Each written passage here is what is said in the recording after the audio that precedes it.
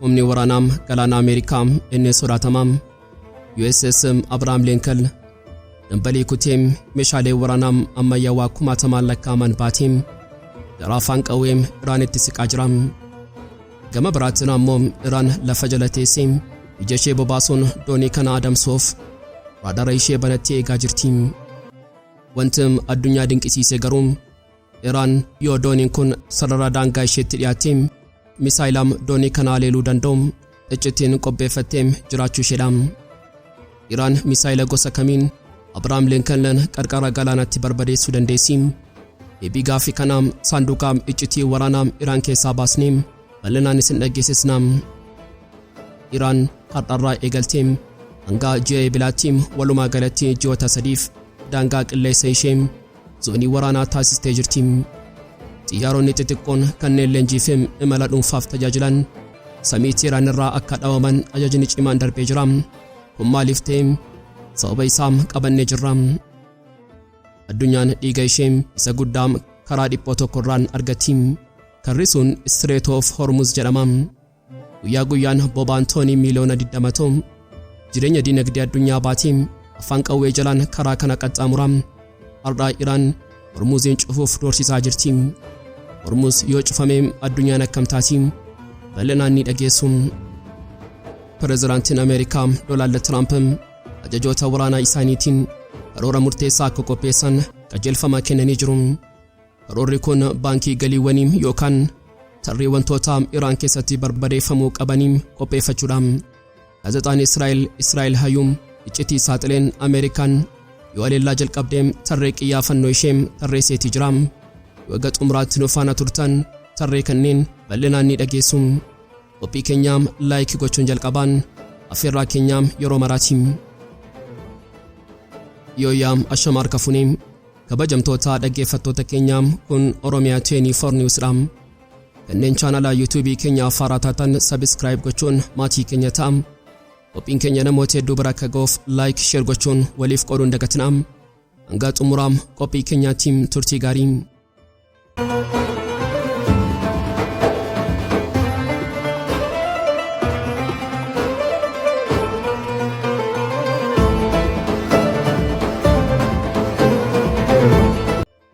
Galaanni Arabiyaa har'a calliinsa sodaachisaa tokko uffatee jira. Garuu calliinsi kun tasgabbii osoo hin taane obomboleetti dhufuuf jedhuuf qophii taasifamaa jirudha. Gama tokkoon humni waraanaa galaana Ameerikaa isa sodaatamaa USS Abraham Lincoln dambalii kutuun meeshaalee waraanaa ammayyaawaa kumaatamaan lakkaa'aman baattee gara afaan qawwee Iraanitti siqaa jirti. Gama biraatiin ammoo Iraan lafa jala teessee ija ishee bobaasuun doonii kana akka adamsuuf raadara ishee banattee eegaa jirti. Addunyaan hundi sodaa keessa galuun har'a maaltu uumamaa jechuun yeroo dhiphinaan kana eegaa jirtutti gaaffiin hayyoota waraanaa sammuu keessa deddeebi'u tokko qofa. Yoo dooniin tun sarara diimaa darbitee Iraan misaayila gosa kamiin Abraham Lincoln qarqara galaanaatti barbadeessuu dandeessi? Deebiin gaaffii kanaa saanduqa iccitii waraanaa Iraan keessa jira. Meem saanduqa iccitii sanaa banneem haa ilaallu. Iraan humna waraanaa ishee yeroo ibsitu jalqabaa kan isheen lakkooftu maatii Shaab jedhamanidha. Isaan kun misaayilota hangafaatiin baay'inaan jiru. Yeroo dheeraafis kuufamaa turan. Keessumaa moodeloonni akka Imaadee fi Qaadir jedhaman fageenya kiiloomeetira 2000 ol barrisuun mataa isaaniirraa dhukaa ulfaatina toonii tokko baachuu danda'u. Misaayilonni kun yeroo tokkotti akka roobaatti yoo samiirraan gadhiifaman sirna ittisaa doonii Ameerikaa burjaajessuuf humna guddaa qabu. Haa ta'u malee yeroon ammaa yeroo saffisaatiin Iraanis kana beekuun maatii misaayilaa Faatii jedhaman gara dirreetti galchitee jirti. Isaan kun akka Shaab ulfaatoo miti. Bobaa jabaa waan fayyadamaniif daqiiqaa muraasa keessatti lafa kaaniin osoo raadarri diinaa hin barin xiyyeeffannoo isaanii rukutu. Keessattuu inni akka Keebar jedhamu saffisaa sagalee dachaa 8 oliin barrisaa. Qilleensa keessatti kallattii isaa jijjiiruu waan danda'uuf sirni ittisaa Iron Dome yookaan Patriot Ameerikaa jala miliquuf carraa guddaa qaba. Wanti kana caalaa nama sodaachisu garuu humna ulfaataa Iraan qabdudha. Misaayilli Khorramshaar jedhamu inni qabdu du'aati jechuun ni danda'ama. Misaa'illi kun mataa waraanaa ulfaatina toonii 1.8 jechuunis ulfaatina konkolaataa gurguddaa lamaam baatee barrisaa. Osoo dooniin sibiila jabaarraa hojjetameyyuu yoo gumbiin ibiddaa hangana ulfaaturra bu'e carraan doonii sun irra aanuu dandeessuun baay'ee dhiphaadha.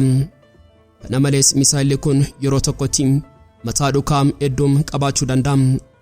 Kana jechuun yeroo doonii sana gubbaa ga'u bakka adda addaatti faca'uun ibiddaa hin dhaamne uumama. Garuu hunda caalaa kan Ameerikaa fi Israa'el yaaddessee isa kana miti. Isaa hypersonic yookaan misaa'ila saffisni isaa sammuu namaa ol ta'edha. Innis Faatiituu. Faatiituun saayinsii waraanaa keessatti game changer yookaan jijjiirraa seenaati. Misaa'illi kun samii gubbaa baay'ee osoo hin ba'in saffisa ajaa'ibaan fiigichaan daandii isaa jijjiiraa waan deemuuf teknooloojiin addunyaan har'a qabdu isa dhaabuuf baay'ee rakkata.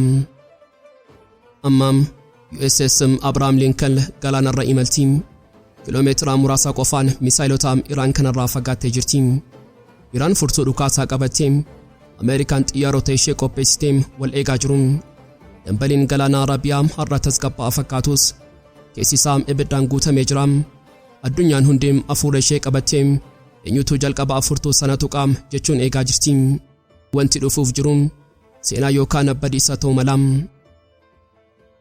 Qilleensi ba'aa giddu galeessaa yeroo ammaa kana foolee dhukaasaatiin guutameera jechuun ni danda'ama. Addunyaan ija ishee gara wiirtuu dambalii waraanaatti erga qabdee oltee bubbulteetti. Har'a garuu wanti argaa jirru sodaa qofa osoo hin taane sochii qaamaan lafarratti mul'atudha. Mootummaan Iraan dhiibbaa humna waraanaa gama lixaarraa itti dhufaa jiruuf harka maratee hin teenye. Sagalee dheekkamsaan guutameen akkas jedha. Sochii diinummaa kamiyyuu yoo nurratti raawwatan deebiin keenya daangaa hin qabu. Buufataalee waraanaa Ameerikaa naannawaa kana jiran hundaa akka barbadeessinu beekama. Akeekkachiisni kun lafaa kee miti. Sababiin isaa sa'aatii ammaa kana dooniin waraanaa Ameerikaa ishee guddoo fi sodaachistuu taate USS Abrahaam Lincoln humna ishee lafa sochoosuu waliin gara galaana Arabiyaatti seentee jirti. Dooniin tun qofaa ishee miti. Dooniiwwan barbadeessitoota sadii of cinaa hiriirsitee jirti. Meeyaadaam dooniin tokkittiin tun qofti loltootaa fi humna galaanaa 5,000 ol of keessaa qabdi. Kana qofa miti tuuta xiyyaarota waraanaa helikopterotaa fi teknooloojiiwwan haleellaa elektirooniksii ammayyaawaa baatteetu dambalii galaanichaa kutaa gara Iraanitti qiyyaafattee deemaa jirti. Pireezidaantiin Ameerikaas dhimma kana irratti yoo dubbatan haleellaa tasaa kamiyyuuf qophoofneerra jechuun ibsanii jiru. Dhimmi kun asirratti dhaabannee tapha siyaasaa fi waraanaa kana duuba harki biraan ni jira. Akka gabaasni Hariitiz FM chaanaalii 12 Israa'el ibsutti ajajaan olaanaa humna giddu galeessaa Ameerikaa Jeneraal Brad Cooper atattamaan Tel Aviv galee jira. Kaayyoon isaa ajajoota waraanaa Israa'el waliin ta'uun yoo Iraan haleellaa duraa raawwattee akkamitti akka ofirraa ittisan yookaan akkamitti akka waraanaa waliin banan karooraa baafachuudha. Sodaan kun lafoo qofaa osoo hin taane samii biyyattii irratti sirarree mul'ata. Daandiiwwan xiyyaaraa gurguddoon addunyaa kanneen akka KLM Lufthansa daandii balallee isaanii jijjiiranii jiru. Samii Iraanii fi Iraaq irraa barrisuun balaa akka ta'e waan hubataniif xiyyaarota isaanii gara Dubaay fi Saudi Arabiyaatti jallisaa jiru. Iraan gama isheetiin Ameerikaan rakkoo keessoo keenyaa hiriira uummataa fi dhiibbaa dinagdee qabnu kana akka carraatti fayyadamuun mootummaa keenya kuffisuuf waraana nutti banuuf sababa barbaadaa jirti jechuun himatti. Gaaffiin guddaan amma dambaliin USS Abrahaam Lincoln dhiibaa jirtu kun qarqara Iraan yoo geesse maaltu uumamuu danda'a? Iraan akkuma dhaadattee dhugumaa buufataalee Ameerikaan yaalelti yeroon deebii isaanii laata. Samiin Iraan irraa wanti barrisuu kamiyyuu har'arraa eegalee ija qaroo mootummaatiin sakattaamaa jira. Wanti argaa jirru kun murtii laafaa miti. Kun qophii waraanaa isa dhumaa fi akeekkachiisaa diinaaf ergamedha. Iraan har'arraa eegaltee hanga ji'a Eebbilaatti walumaa galatti ji'oota 3 daangaa qilleensa ishee zoonii waraanaa taasistee jirti. Xiyyaaronni xixiqqoon kanneen leenjii fi imala dhuunfaaf tajaajilan samii Iraan irraa akka dhaawaman ajajni cimaan darbee jira. Kun maaliif ta'e sababiin isaa ifadha. Iraan samii ishee meeshaalee waraanaa ishee gurguddaaf qulqulleessaa jirti. Yeroo diinni alaan ishee marsaa jirutti, yeroo Ameerikaa fi Israa'el gitaa fi bittaan ishee doorsisaa jiranitti, Iraan tarkaanfii akkasii fudhachuun ishee ani qophiidhaam eenyuun eegduu jechuu fakkaataam.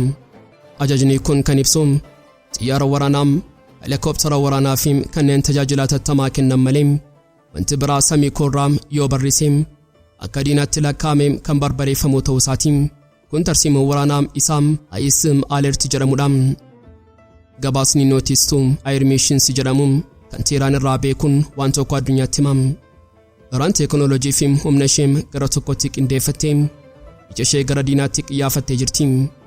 Yeroo biyyoonni hedduun doorsisa Ameerikaa sodaatanii harka kennanitti Iraan garuu doorsisa sanaaf deebii laachuuf samii ishee cufattee lafa ishee qopheessitee akka leencaa aareetti gola ishee eeggachaa jirti.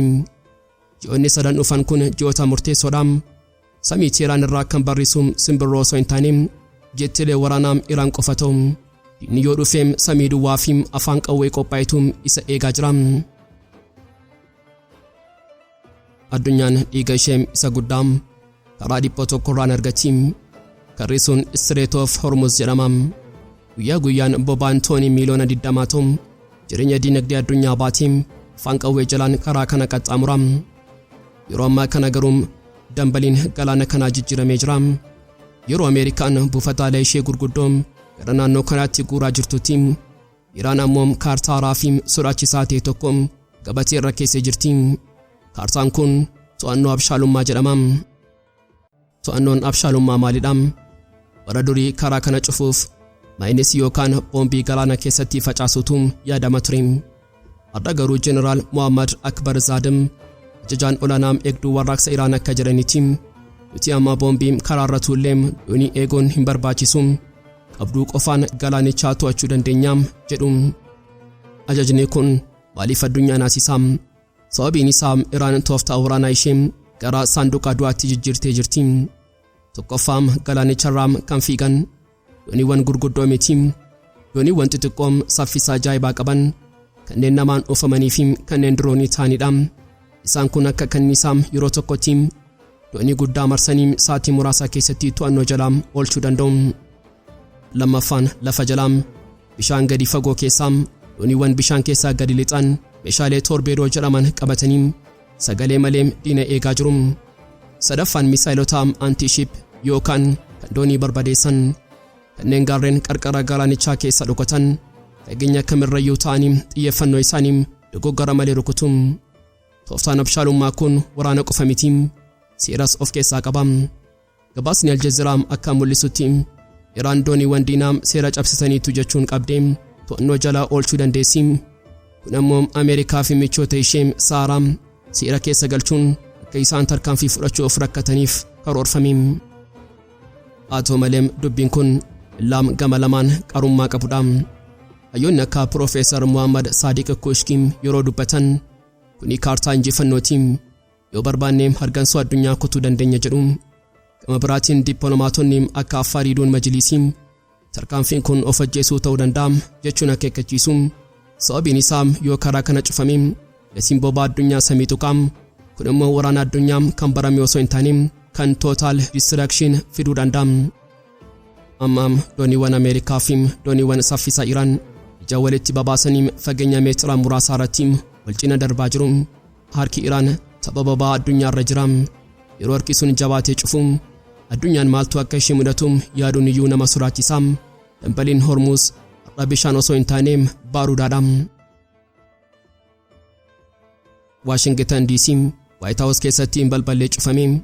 Pireezidaantiin Ameerikaa Donald Trump ajajoota waraanaa isaaniitiin karoora murteessaa akka qopheessan qajeelfama kennanii jiru. Karoorri kun doorsisa miti, waraana jechoota miti, baankii galiiwwan yookaan tarree wantoota Iraan keessatti barbadeeffamuu qabanii qopheeffachuudha. Gaazexaan Israa'el Hayyoom iccitii kanaa saaxilee jira. Akka gabaasichaatti Ameerikaan yeroo kana amala mootummaa jijjiiruu osoo hin taane mata duree mootummaa kutuu irratti xiyyeeffatti. Tarree kana keessa maaltu jira? Tokkoffaa mataa bofaa kutuu. Tarree kana irratti maqaan jalqabaa inni diimaan barreeffame kan hoogganaa olaanaa Ali Khameneeti. Ameerikaan mootummaan kun kan diigamu yoo namni kun dhabame qofaam jettee amanti. Khameneen yeroo ammaa kana bakka dhokotaa lafa jalatti akka galee himamaatti jira. Isa qofa miti, jeneraalota dhiigaa kanneen akka Muhammad Pakbur ajajaa lafoo, Ismaa'eel Qaaniim ajajaa Qudsii fi Gulaam Ridaa Suleemaaniim ajajaa Paazij dabalatee namoonni dhiiga mootummichaa ta'an hundi tarree ajjeechaarra jiru. Ameerikaan sammuu Iraan hadochuu barbaaddi. Lammaffaan lafee dugdaa cabsuudha. Karoorri Tiraamp nama ajjeesuu qofa miti, biyyattii laamsheessuudha. Baankii galiiwwanii kana keessaa wiirtuuwwan tikaa, waajjiraalee poolisii fi hunda caalaa dhiiga dinagdee Iraan kan ta'e kuufama bobaa naannoo Kuuzestaan barbadeessuutu jira. Niyyaadaam yoo bobaan kun bobee dinagdeen Iraan guyyaa tokkotti caccaba, Ameerikaan Iraaniin dukkana keessa galchuuf karoorfattee jirti. Sadaffaan iccitii paarchiinii fi ijaam saatalaayitiiti. Wanti hunda caalaa Pentaagoon yaaddeesse garuu uffata paarchiiniidha. Iji saatalaayitii torbanoota darban keessaa wanta shakkisiisaa argee jira. Uffata kanaan dura hojii nuukileraatiif oolaa ture kana keessatti sochiin ijaarsaa fi suphaa ariifachiisaan mul'achaa jira. Pentaagoon Iraan osoo nuti hin argin bombii nuukileeraa ijaarrachaa jirti jechuun shakka. Kanaafuu Tiraampitti faayila guddaa dhiyeessanii jiru. Faayilaan haleellaa guutuun kan buufata kana daaraa taasisu. Afuraffaan dorgommii du'aati. Amma Waashingitanii fi Tel Aviv sodaa guddaa tokko qabu. Innis Iraan karoora kana beektee dura isheen dursitee nu rukutti laata jechuudha. Gabaasni basaasota akka mul'isutti Iraan carraa duraa fayyadamtee osoo Ameerikaan hin dhukaasin haleellaa dursaa jedhamu raawwachuu dandeessi. Yeroo ammaa kana dooniin Ameerikaa galaanarraa, xiyyaaronni Iraan samiirraa, saatalaayitiin ammoo gubbaarraa wal ilaalaa jiru.